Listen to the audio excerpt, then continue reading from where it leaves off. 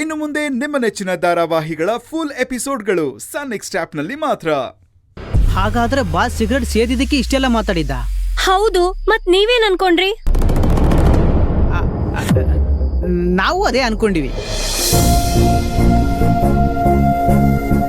ಅದ್ ಸರಿ, ಇಷ್ಟು ದಿನ ದೂರ ಇದ್ದಿದ್ದು ಇದೇ ಕಾರಣಕ್ಕ ಅಂತ ನೀವು ಕೇಳಿದ್ದು? ಹತ್ರ ಬಂದ್ರೆ ಸಿಗರೆಟ್ ಸ್ಮೆಲ್ ಗೊತ್ತಾಗುತ್ತೆ ಅನ್ನೋ ಕಾರಣಕ್ಕೆ ತಾನೇ ದೂರ ಇರ್ತಾ ಇದ್ರು.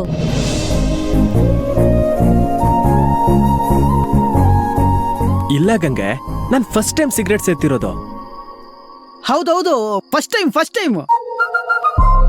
ತುಂಬಾ ಚಳಿ ಆಗ್ತಿದೆ ಅಂತ ಅವ್ರು ಅಂದ್ರು, ಅದಕ್ಕೆ ನಾನು ಈ ಸಿಗರೆಟ್ನ ತಗೊಳ್ಳಿ, ಕಮ್ಮಿ ಆಗುತ್ತೆ ಅಂತ ಹೇಳಿದೆ. ಅಲ್ವಾ ಬಾಸ್? ಹೌದು. ನೀನ್ ಕಲ್ತ್ ಹಾಳಾಕದಲ್ದೆ ನನ್ ಗಂಡನೂ ಹಾಳು ಮಾಡ್ತಾ ಇದ್ಯಾ? ಏ ಕೇಡಿ, ನೀನ್ ನಿಜವಾಗ್ಲೂ ನನ್ ಲೈಫಿಗೆ ಕೇಡಿನೇ ಕಣೋ. ನಿನಗೆ ಏನ್ ಮಾಡ್ತೀನಿ ಅಂತ ನೋಡು.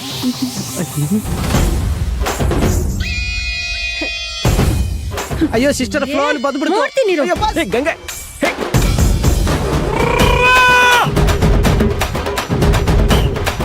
Boss boss boss ಬಿಡ್ಬೇಡಿ boss. ಗಂಗೆ ಗಂಗೆ ಗಂಗೆ ಬಿಡು. ಗಂಗೆ ಗಂಗೆ ಬಿಡಿ ಅಭಯ್ ಅವರೇ. ಗಂಗೆ ಬಾಸ್, ಲೈಫ್ ಅಲ್ಲಿ ನಾನ್ ಸೇದಲ್ಲ, ಅಭಯ್ ನಿಮಗೂ ಸೇದಕ್ ಬಿಡಲ್ಲ. ಗಂಗೆ ಕೇಳಿ ಗಂಗೆ, ಇನ್ನೊಂದ್ಸಲ ನನ್ನ ಎದುರು ಕಾಣಿಸ್ಕೊ ನಿನ್ಗಿದೆ. ಗಂಗೆ ಗಂಗೆ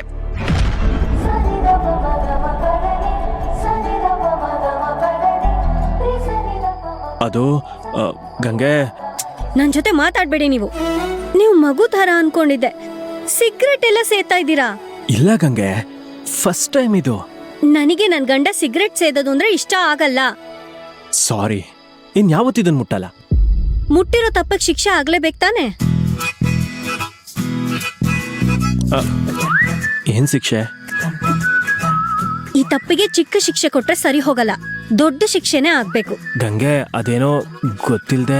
ತಪ್ಪು ತಪ್ಪೇ ತಾನೆ? ಅದಕ್ಕೆ ನೀವು ನನ್ನ ಹೊರಗಡೆ ಕರ್ಕೊಂಡು ಹೋಗಿ ಒಂದ್ ರೌಂಡ್ ಸುತ್ತಾಡ್ಸ್ಕೊಂಡ್ ಬರ್ಬೇಕು. ಅದು ಈ ಟೈಮ್ ಅಲ್ಲ. ಈ ಟೈಮ್ಗೆ ಏನಾಗಿದೆ? ಗಂಡ ಹೆಂಡತಿ ಅಂದ್ರೆ ಯಾವ್ದಕ್ಕೂ ಟೈಮ್ ರಿಸ್ಟ್ರಿಕ್ಷನ್ಸ್ ಇರಬಾರ್ದು. ಹೆಂಡತಿ ಹೋಗ್ಬೇಕು ಅಂತ ಆಸೆ ಪಟ್ಟಾಗ ಗಂಡ ಕರ್ಕೊಂಡು ಹೋಗ್ಬೇಕು ಅಷ್ಟೇ. ಬನ್ನಿ ಹೋಗೋಣ. ಗಂಗೆ, ಇವತ್ ಬೇಡ, ಟೈಮ್ ಆಗಿದೆ. ಜೊತೆಗ್ ಮಳೆ ಬರೋ ತರನೂ ಇದೆ. ನಾಳೆ ಕರ್ಕೊಂಡು ಹೋಗ್ತೀನಿ.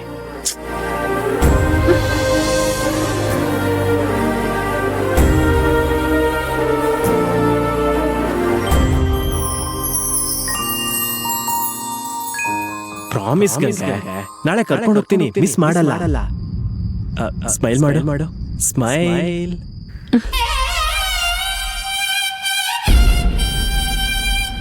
ಥ್ಯಾಂಕ್ ಯು ಅಭಯ್ ಅವರೇ, ಹೆಂಡತಿ ಆಸೆನ ಅರ್ಥ ಮಾಡ್ಕೊಂಡಿದ್ದಕ್ಕೆ ಮತ್ತೆ ಸಿಗರೆಟ್ ಅನ್ನು ಮುಟ್ಟಲ್ಲ ಅಂತ ಹೇಳಿದ್ದಕ್ಕೆ.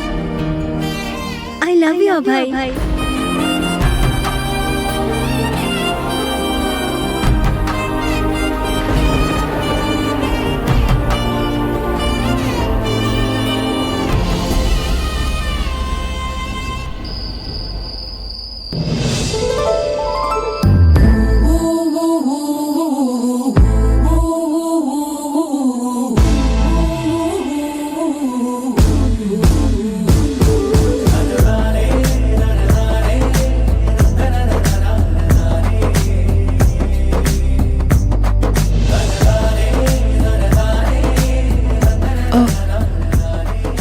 ಅಜಯ್ ಅವರೇ, ನೀವ್ ಈ ಕಡೆ ಬನ್ನಿ, ನಾನು ಕ್ಲೀನ್ ಮಾಡ್ತೀನಿ.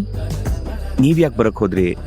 ನಾನೇ ಮಾಡ್ತೀನಿ ಬಿಡಿ. ಪರವಾಗಿಲ್ಲ, ನಿಮಗ್ ಸಹಾಯ ಮಾಡೋಕಾದ್ರೂ ನಂಗೆ ಅವಕಾಶ ಮಾಡಿಕೊಡಿ. ಸರಿ, ನಿಮ್ಮಿಷ್ಟ. ಕೊಡಿ.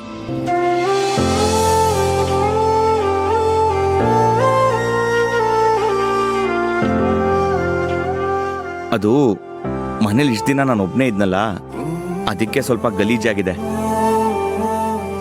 ನನಗೆ ಅರ್ಥ ಆಗುತ್ತೆ ಬಿಡಿ.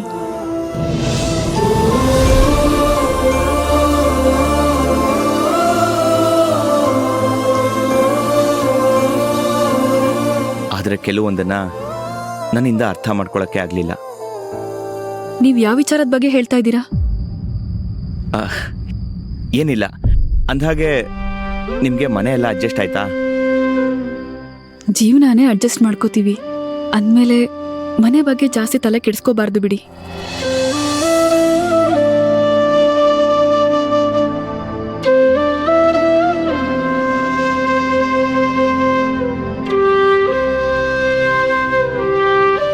ಅಜಯ್ ಅವರೇ, ಹಿಂತಿರ್ಗಿ ಹೋಗೋಕೆ ಜಾಗ ಇಲ್ಲ, ಮುಂದೆ ನಡೆಯೋಕೆ ದಾರಿ ಇಲ್ಲ.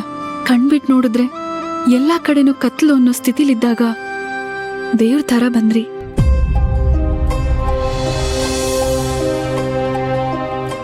ದೇವ್ರ ಥರ ಅನ್ನೋದಕ್ಕಿಂತ ದೇವ್ರೇ ಕಳಿಸಿದ್ದು ಅಂದರೆ ಚೆನ್ನಾಗಿರುತ್ತೆ. ಋಣ ಅನ್ನೋದು ಹಾಗೆ ಅಲ್ವಾ ಗೌರಿ? ಬೇಡ ಬೇಡ ಅಂದವ್ರೆ ನಮಗೆ ಗೊತ್ತಿಲ್ಲದೆ ಎಲ್ಲೆಲ್ಲೋ ಸಿಗ್ತಾರೆ.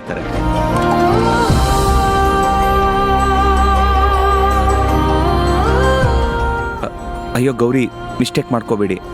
ನೀವು ಮತ್ತೆ ನನ್ನ ಲೈಫಲ್ಲಿ ಬಂದ್ರಿ ಅನ್ನೋ ಅರ್ಥದಲ್ಲಿ ಹೇಳಿಲ್ಲ, ಆತ್ಮೀಯರು ಅನ್ನೋ ಭಾವದಲ್ಲಿ ಹೇಳಿದೆ ಅಷ್ಟೇ.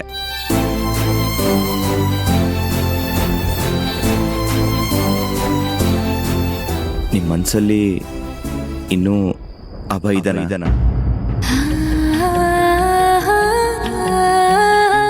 ಇಲ್ಲ ಅಂದ್ರೆ ನನ್ನ ಆತ್ಮಸಾಕ್ಷಿಗೆ ಮೋಸ ಮಾಡ್ಕೊಂಡ ಹಾಗೆ ಇದಾರೆ ಅಂದ್ರೆ ನನ್ನ ತಂಗಿಗೆ ಮೋಸ ಮಾಡಿದ ಹಾಗೆ ಅಲ್ವಾ?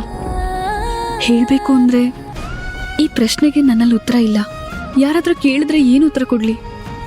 ಎಷ್ಟೋ ಕಡೆ ಮೌನನೇ ಉತ್ತರ ಆಗ್ಬಿಡತ್ತೆ. ಕೆಲವೊಂದ್ಸಲ ಮಾತಿಗಿಂತ ಮೌನಕ್ಕೆ ಮೌಲ್ಯ ಜಾಸ್ತಿ. ಆದ್ರೆ ಮೌನ ಅಷ್ಟೊಂದು ಸುಲಭವಾಗಿ ಅರ್ಥ ಆಗಲ್ಲ. ಒಂದ್ ವೇಳೆ ಅಪಾರ್ಥ ಮಾಡ್ಕೊಂಡ್ರೆ ಸಂಬಂಧಗಳು ಉಳಿಯಲ್ಲ. ಹೇ, ನಾನು ನಿಮಗೆ ಸಹಾಯ ಮಾಡಿದ್ದು, ನಿಮ್ಮ ಮನೆಯವ್ರನ್ನೆಲ್ಲ ಇಲ್ಲಿ ಕರ್ಕೊಂಡು ಬಂದಿದ್ರ ಹಿಂದೆ ಯಾವುದೇ ರೀತಿ ಸ್ವಾರ್ಥ ಇಲ್ಲ. I promise. ಗೊತ್ತಾಯ್ತು. ಗೊತ್ತಾದ ಮೇಲೂ ಮುಖ ಯಾಕೆ ಇಷ್ಟೊಂದು ಡಲ್ಲಾಗಿ ಇಟ್ಕೊಂಡಿದ್ದೀರಾ? ನೋಡಿ ಗೌರಿ, ನಾವು ಜೀವನದಲ್ಲಿ ಏನೂ ಆಗದೆ ಇದ್ರು at least friends ಆಗಿರ್ಬೋದಲ್ವಾ? Friends.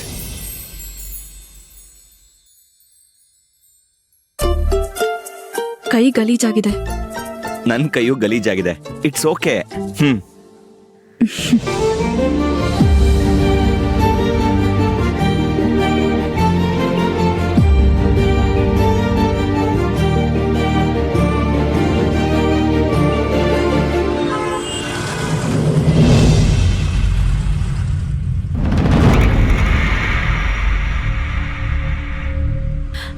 Hello sir, ನಾನು ವಿಜಯಲಕ್ಷ್ಮಿ ಮಾತಾಡ್ತಾ ಇರೋದು. ನನ್ನ ಮಗ ಶಿವರಾಮ್ ಬಗ್ಗೆ ಏನಾದರೂ ಗೊತ್ತಾಯ್ತಾ? ಅವ್ರನ್ನ ಹುಡುಕುವಂತ ಪ್ರಯತ್ನ ಮಾಡ್ತಾ ಇದೀವಿ, ಆದ್ರೆ ಯಾವುದೇ ಸುಳಿವು ಸಿಗ್ತಾ ಇಲ್ಲ. ಇಲ್ಲ ಸರ್, ನನ್ನ ಮನಸ್ಸು ಹೇಳ್ತಿದೆ, ನನ್ನ ಮಗ ಇಲ್ಲೇ ನಮ್ಮ ಸುತ್ತಮುತ್ತ ಎಲ್ಲೋ ಇದ್ದಾನೆ ಅಂತ. ನಿಮ್ಗೆ ಯಾರ ಬಗ್ಗೆ ಆದ್ರೂ ಅನುಮಾನ ಇದ್ರೆ ಹೇಳಿ.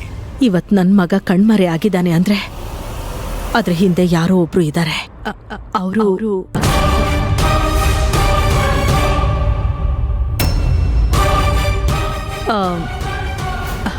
ಸರ್, ಅದನ್ನ ನಾನು ನೇರವಾಗಿ ನಿಮ್ಮನ್ನ ಭೇಟಿ ಮಾಡಿದಾಗ ಹೇಳ್ತೀನಿ.